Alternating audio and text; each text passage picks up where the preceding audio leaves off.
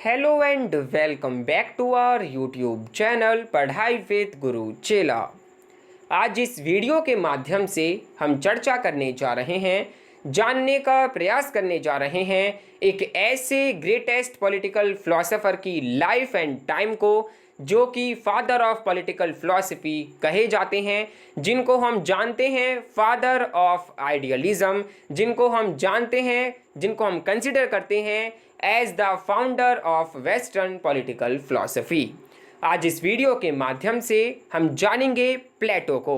इस वीडियो के माध्यम से देखेंगे कि आखिरकार कौन थे प्लेटो, कैसी उनकी लाइफ एंड टाइम रही, किन किन लोगों का उनके ऊपर इन्फ्लुएंस रहा, उनके क्या क्या मेन आइडियाज़ रहे हैं, उनके क्या क्या मेन वर्क रहे हैं। सो ये वीडियो सभी कम्पिटिटिव एग्जामिनेशंस के लिए इम्पोर्टेंट है एंड काफ़ी इंफॉर्मेटिव है। ये video DUET and CUET PG examinations के लिए भी काफ़ी यूज़फुल है, काफ़ी इंफॉर्मेटिव है। सो आइए वीडियो को स्टार्ट करते हैं एंड जानते हैं one of the greatest political philosopher Plato को।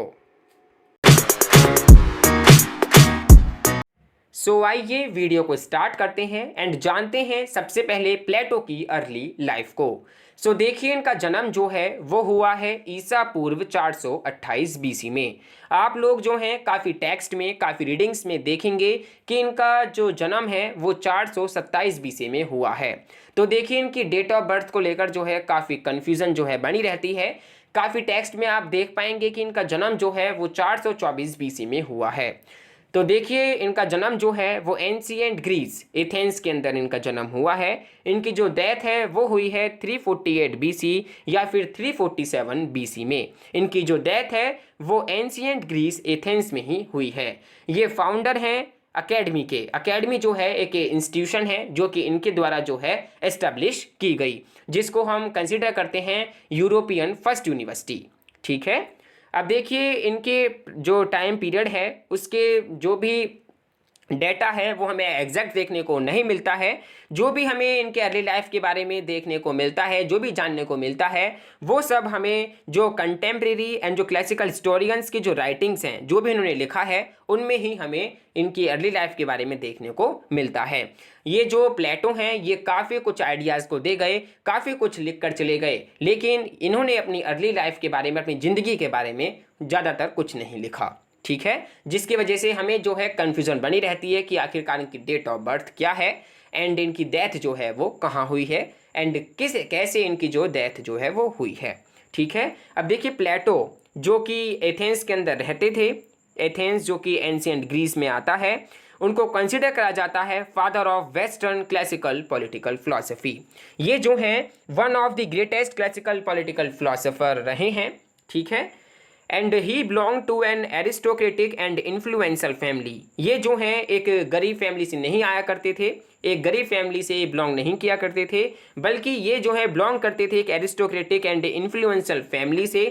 Both of his parents came from the Greek aristocracy. इनकी जो पेरेंट्स थे वो ग्रीक एरिस्टोक्रेसी से जो है वो आते थे एंड इनको जो है कंसिडर करा जाता है founder of the western political philosophy and he is known as the father of idealism. इनको जो है आइडियलिज्म का भी फादर जो है कहा जाता है।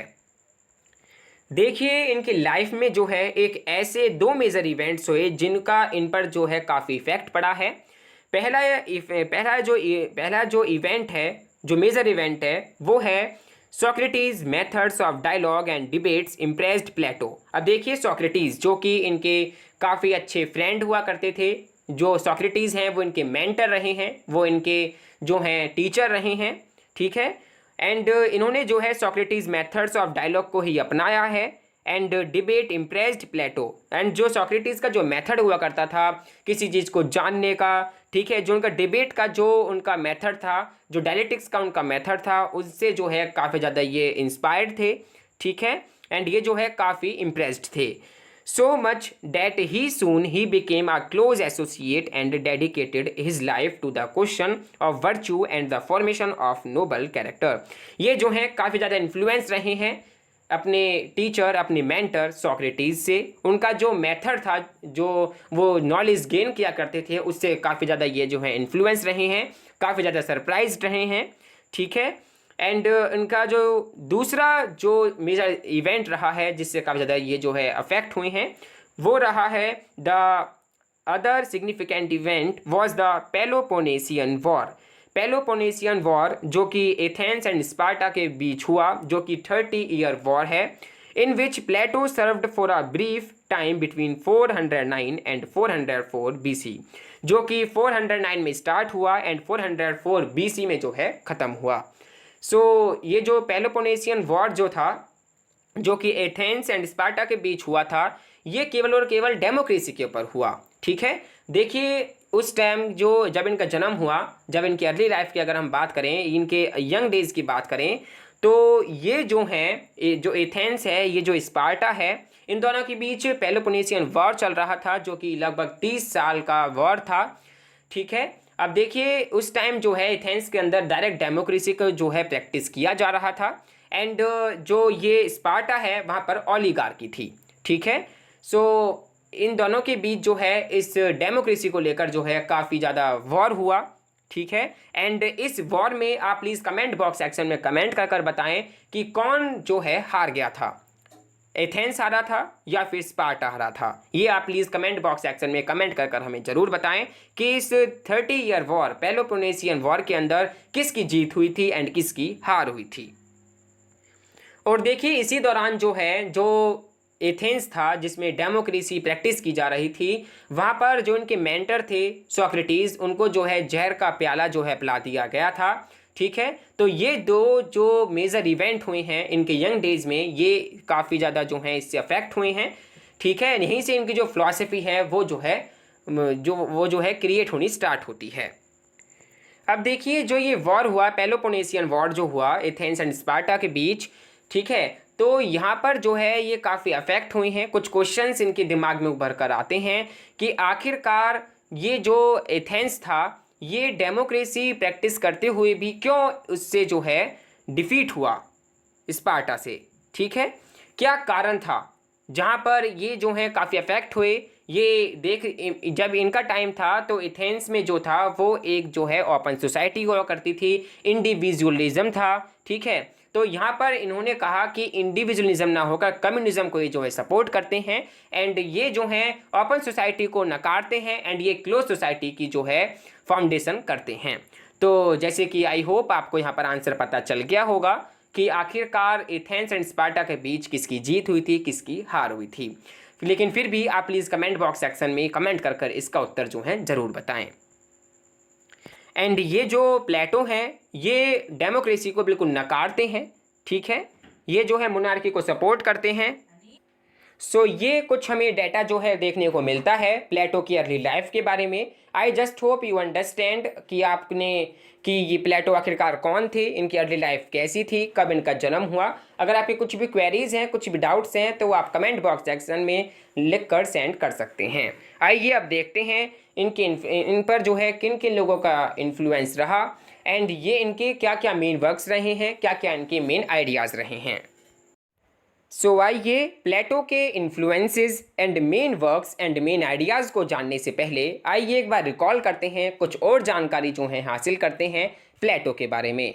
सो देखिए प्लेटो जो कि फिलोसोफर थे during the 5th century BC, ये जो थे स्टूडेंट थे सोक्रेटिस के, एंड ये जो हैं मेंटर रहे हैं, टीचर रहे हैं one of the greatest political philosopher, जिनको फादर ऑफ पॉलिटिकल साइंस कहा जाता है, एरिस्टोटल के। अब देखिए ये जो प्लेटो हैं इन्होंने फाउंड करा एक अपना इंस्टीट्यूशन, एक नेशनल इंस्टीट्यूशन जिसका नाम था academy, an academic program which many consider to be the first western university, जिसको आप कंसिडर कर सकते हैं फर्स्ट वेस्टर्न यूनिवर्सिटी या फिर फर्स्ट यूरोपियन यूनिवर्सिटी। प्लेटो जो हैं उन्होंने काफ़ी कुछ लिखा है। ठीक है, काफ़ी इनके जो फिलोसफिकल टेक्स्ट जो हैं वो रहे हैं। इनके अगर हम फिलोसफिकल टेक्स्ट के बारे में बात करें तो 25 जो हैं इनके टेक्स्ट रहे हैं, जो कि डेडिकेट करे हैं इन्होंने अपनी लाइफ को to learning and teaching, and he's held as one of the founders of western philosophy. अब देखिए बात करते हैं, Plato was the first to use dialectic method in political philosophy. ये जो है पॉलिटिकल फिलोसफी में जो डायलेक्टिक मेथड होता है उसको सबसे पहले इन्होंने यूज़ किया है। ठीक है, अब देखिए डायलेक्टिक मेथड क्या होता है। अगर हम बात करें डायलेक्टिक मेथड की, सो देखिए डायलेक्टिक्स एक नाम की चीज होती है जिसका मतलब होता है डायलॉग, या फिर आप कह सकते हैं लॉजिकल डिबेट। किसी भी चीज का उत्तर जानना, किसी भी चीज के बारे में ज्ञान हासिल करना एक लॉजिक डिबेट के द्वारा एक डायलॉग की फॉर्म में, ये जो हैं इसके जो हैं फर्स्ट यूज़र रहे हैं। ठीक है, इन्होंने जो है पहली बार यूज़ किया dialectic method in political philosophy. ठीक है, अब देखिए लॉजिकल डिबेट की अगर हम बात करें कि आखिरकार लॉजिकल डिबेट क्या होती है। सो देखिए लॉजिकल डिबेट का मतलब होता है cross examination of our views. जो हमारे व्यूज़ हैं किसी चीज़ को लेकर, उसका जो है क्रॉस एग्जामिनेशन, ये होती है लॉजिकल डिबेट। आप देखेंगे कि इनके जितने भी टेक्स्ट हैं, जिनके भी इनके मेन वर्क हैं, वो सभी के सभी डायलॉग की फॉर्म में हैं, वो सभी के सभी जो हैं डायलेक्टिक्स की फॉर्म में हैं। ठीक है, ये जो है इनकी जो क्रिएशंस हैं वो सभी एक डायलॉग की फॉर्म में हैं। एक डायलॉग के संवाद पे जो है इन्होंने अपनी क्रिएशंस को रचा है। Then Plato was a statist thinker. ये जो प्लेटो हैं ये एक स्टेटिस्ट थिंकर हैं। ये जो है स्टेट को ज़्यादा सपोर्ट करते हैं। He in his theory gave greater importance to the state. ये जो है अपनी थ्योरी में जो है स्टेट को ज़्यादा इम्पोर्टेंस देते हैं, एंड जो इंडिविजुअल हैं उनको ज़्यादा जो है इम्पोर्टेंस नहीं देते हैं। ठीक है, the rights of the people living in the state. जो स्टेट के अंदर पीपल रहते हैं, जो सिटीजन हैं, उनके राइट्स को ज़्यादा इन्फ्लुएंस ना कर इनको ज़्यादा इंपॉर्टेंस ना देकर ये जो है स्टेट को ज़्यादा इंपॉर्टेंस देते हैं, क्योंकि इनका मानना है कि जो स्टेट है वो जो है एंड है, एंड जो इंडिविजुअल्स हैं वो जो हैं मीन्स हैं। इनके लिए क्या है, जो स्टेट का इंटरेस्ट है वो ज़्यादा मायने रखता है, ना कि इंडिविजुअल के इंटरेस्ट को। ठीक है, ये जो है इंडिविजुअल के इंटरेस्ट को कम जो है इंपॉर्टेंस देते हैं, ये स्टेट के इंटरेस्ट को ज़्यादा इंपॉर्टेंस देते हैं। सो ये जो है एक स्टेटिस्ट थिंकर हैं। प्लेटो जो हैं अपने मोस्ट फेमस वर्क जो रिपब्लिक है उसके अंदर जो है यूटोपियन कंसेप्ट देते हैं आइडियल स्टेट का। ये बताते हैं कि आखिरकार एक स्टेट जो है वो कैसा होना चाहिए, एक आइडियल स्टेट, एक आदर्श जो स्टेट है वो क्या है, कैसा होना चाहिए, ये जो है रिपब्लिक के अंदर यहाँ पर बताते हैं। आइए बात करते हैं इनके इन्फ्लुएंसेस के बारे में, इनके main works and main ideas के बारे में। तो देखिए इन पर जो है जो सबसे ज़्यादा इन्फ्लुएंस रहा है वो रहा है इनके मेंटर, इनके गुरु, इनके फ्रेंड सोक्रेटिस का। ठीक है, अब देखिए सोक्रेटिस कौन थे। अगर हम सोक्रेटिस के बारे में बात करें तो ये जो हैं फादर ऑफ फिलॉसफी कहे जाते हैं। ये जो हैं टीचर थे, मेंटर थे प्लेटो के। ये जो हैं फादर है फिलॉसफी के, ये जो हैं फादर हैं इथिक्स के।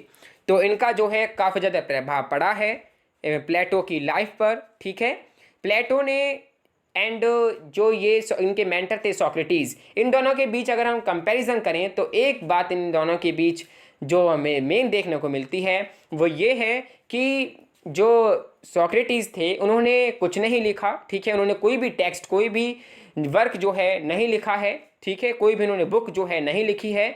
जो भी हमें देखने को मिलता है सच या झूठ सोक्रेटिस के बारे में, उनके जो आइडियाज़ हैं उनके बारे में, वो सब हमें जो प्लेटो हैं उनके टेक्स्ट में ही देखने को मिलता है। ठीक है, एंड इनके काफ़ी ज़्यादा इन्फ्लुएंस रहा है हेराक्लिटस का, ठीक है, पाइथागोरस का, एंड परमेनिडीज का, एंड जीनो का। अब अगर हम बात करें इनके मेन वर्क या फिर इनकी मेन आइडियाज़ के बारे में कि इन्होंने कौन कौन से आइडियाज़ को दिया है, तो देखिए इनके आइडियाज़ के अंदर आता है theory of ideas, theory of justice, theory of education, theory of communism, theory of philosopher king, theory of soul, was Plato fascist, whether Plato was first feminist. तो देखिए ये सब इनके जो हैं आइडियाज़ हैं, ये जो हैं इनके मेन वर्क हैं। ठीक है, अगर हम बात करें इनके हम कुछ वर्क्स के बारे में बात करें कि इनके कौन कौन सी मेन क्रिएशंस रही हैं, सो देखिए प्लेटो की जो मेन क्रिएशंस में नाम आते हैं तो देखिए इन्होंने कम से कम 36 जो बुक्स हैं वो लिखी हैं, जो कि 35 जो हैं वो डायलॉग की फॉर्म में हैं, एंड जो 13 जो हैं इन्होंने लेटर्स को लिखा है। ठीक है, अगर हम इनके मेन बुक्स के बारे में बात करें सो आप देख सकते हैं 386 BC में इन्होंने मोस्ट फेमस बुक लिखी रिपब्लिक। जो कि कंसर्निंग जस्टिस है, जिसके अंदर जस्टिस को ही बेहतर तरीके से जो है एक्सप्लेन करा गया है, बेहतर तरीके से बताया है कि आखिरकार जस्टिस है क्या। ठीक है, जैसे कि इसका सब टाइटल है कंसर्निंग जस्टिस। देन इसकी सेकंड मोस्ट फेमस वर्क है वो है 360 BC में स्टेट्समैन। देन इनकी जो थर्ड मोस्ट फेमस वर्क है वो है 347 BC में लॉज। तो ये जो हैं काफ़ी इनके इम्पोर्टेंट एंड काफ़ी ज़्यादा फेमस जो हैं वर्क हैं। देन अगर हम इनके अलावा कुछ और वर्क्स के बारे में बात करें, क्योंकि जो आपका एग्जामिनेशन है उसके अंदर ये 3 बुक्स ही नहीं है पूछे जाने वाली हैं, इनके अलावा इनकी और ज़्यादा क्रिएशंस भी हैं जिनको पूछा जा सकता है। जिसमें अदर वर्क्स की अगर हम बात करें जैसे कि अपोल्जरी है, अपोलोजॉई है, क्रीटो है, ठीक है, तो लाइसिस है, ये जो हैं इनकी कुछ अदर जो हैं क्रिएशंस हैं आप देख सकते हैं, जिनको हम सोक्रेटिक डायलॉग्स के नाम से जानते हैं। देन इनके अलावा जो है मीनो है एंड आप देख सकते हैं सिम्फोसिम है, आप देख सकते हैं ये इनकी और ज़्यादा क्रिएशंस हैं। ये भी आपके एग्जामिनेशन पॉइंट ऑफ व्यू से काफ़ी इंपॉर्टेंट है, इनको भी डेफिनेटली पूछा जा सकता है। ठीक है, अब देखिए यहाँ पर आपको एक बात बताते हैं, जो इनकी बुक है द लॉज जो कि 347 BC में इन्होंने लिखी, इसको छोड़कर इनकी सभी राइटिंग्स में जो हैं, जो इनके टीचर हैं, जो इनके मेंटर हैं सोक्रेटिस, वो जो हैं हीरो रहे हैं। ठीक है, सो ये इनके मेन वर्क रहे हैं, मेन इनके आइडियाज़ रहे हैं। आप इन सभी के सभी आइडियाज़ को जो है यूट्यूब पर सर्च कर जो है देख सकते हैं, समझ सकते हैं कि आखिरकार इनकी जो थ्योरी ऑफ आइडियाज़ है वो क्या है, थ्योरी ऑफ जस्टिस क्या है, थ्योरी ऑफ एजुकेशन क्या है, फिलोसोफर किंग क्या है एंड सो ऑन। सो आइए इस लास्ट स्लाइड के अंदर जानते हैं कुछ एडिशनल इन्फॉर्मेशन को, जो कि काफ़ी ज़्यादा इंपॉर्टेंट है आपके एग्जामिनेशन पॉइंट ऑफ व्यू से। जिसमें आप देख पाएंगे कि प्लेटो जो हैं, जो उनके वर्क रहे हैं, वो जो हैं सभी के सभी फॉर्म ऑफ डायलॉग में रहे हैं। Q&A के फॉर्म में आप जो हैं इनके वर्क को देख पाएंगे। इन्होंने जो है मोर देन 30 डायलॉग्स जो हैं इन्होंने लिखा है। अब देखिए जो डायलॉग है वो डिनोट करता है डायलेक्टिक्स को, जैसे कि मैंने आपको थोड़ी देर पहले एक्सप्लेन किया कि आखिरकार डायलेक्टिक्स है क्या। It means whatever Plato establish it is based on logic. जो भी प्लेटो ने एस्टेब्लिश किया है वो सभी का सभी जो है लॉजिक पर बेस्ड है। The most prominent of Plato's dialogue is Republic. इनका जो मोस्ट प्रोमिनियंट वर्क है, इनका जो मोस्ट प्रोमिनियंट डायलॉग है वो है Republic. Republic is the constitution of Plato's ideal state. जो रिपब्लिक है वो जो है कॉन्स्टिट्यूशन है प्लेटो के आइडियल स्टेट का। प्लेटो के लिए स्टेट जो है वो एंड है एंड जो इंडिविजुअल्स हैं वो मीन्स हैं। यानी कि ये जो हैं इंडिविजुअल के इंटरेस्ट को प्रेफरेंस ना देकर ये जो है स्टेट के इंटरेस्ट को ज़्यादा प्रेफरेंस देते हैं, ज़्यादा इंपॉर्टेंस देते हैं। ये जो हैं बिल्कुल डेमोक्रेसी के अगेंस्ट हैं, क्योंकि जैसे कि मैंने आपको बताया कि एथेंस में जो है वो वहाँ पर डायरेक्ट डेमोक्रेसी का जो है प्रैक्टिस की जा रही थी। डायरेक्ट डेमोक्रेसी प्रैक्टिस की जाने के कारण भी एथेंस जो है वो स्पार्टा से हार गया एंड डेमोक्रेसी के होते हुए भी जो इनके मेंटर थे, जो इनके गुरु थे, जो इनके टीचर थे सोक्रेटिस, उनको जो है मार दिया गया, जहर का प्याला पिलाकर उनको मार दिया गया। तो इसलिए ये जो है डेमोक्रेसी को एकदम बुरा मानते हैं। ठीक है, एंड ये जो है प्रमोट करते हैं factionalism and democracy was the reason for the Socrates death. कहीं ना कहीं ये मानते हैं कि जो सोक्रेटिस की जो डेथ हुई है वो कहीं ना कहीं जो फैक्शनलिज्म है एंड जो ये डेमोक्रेसी है इसकी वजह से हुई है। ठीक है, इसलिए ये जो है फेवर करते हैं मोनार्की को। He gave the idea of philosopher king. जैसे कि मैंने आपको बताया कि इनका जो एक मोस्ट फेमस आइडिया है, मोस्ट फेमस जो इनका थॉट है वो है आइडिया ऑफ फिलोसोफर किंग, जिसमें ये बताते हैं कि जो फिलोसोफर है वो जो है एक किंग होना चाहिए and he must have absolute power. And उसके पास जो है एब्सोल्यूट पावर होनी चाहिए, क्योंकि जो फिलोसोफर है वो सब जानता है, वो जानता है idea of good and he can create a good society. इसलिए वो जो है एक गुड सोसाइटी है वो क्रिएट कर सकता है। आप प्लीज़ कमेंट बॉक्स सेक्शन में कमेंट करके ज़रूर बताएं कि आखिरकार फिलोसोफर किंग की ये जो है एक एज जो है क्या बताते हैं, किस एज में जो है फिलोसोफर किंग होता है। आप प्लीज़ बताएं कमेंट बॉक्स सेक्शन में।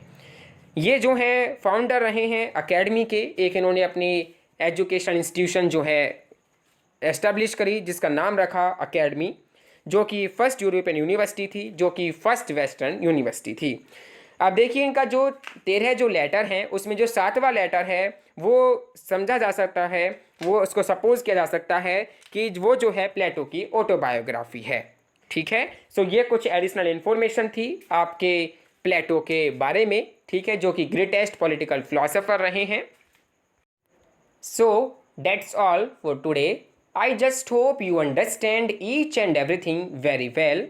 अगर आपकी कुछ भी क्वेरीज हैं, कुछ भी आपके डाउट्स हैं, या फिर कहीं भी इस वीडियो में आपको कहीं कमी लगी हो, तो आप प्लीज़ कमेंट बॉक्स सेक्शन में कमेंट कर सेंड कर सकते हैं। हम पूरा ट्राई करेंगे आपके कमेंट्स का रिप्लाई करने का, आपके डाउट्स को क्लियर करने का। अगर आपके कुछ और सजेशंस हैं तो आप वाया हमारी मेल आईडी padhaiwithguruchela@gmail.com पर सेंड कर सकते हैं। अगर आपके सजेशंस हमको अच्छे लगते हैं तो डेफिनेटली हम जो है इनको फॉलो करने का प्रयास ज़रूर करेंगे।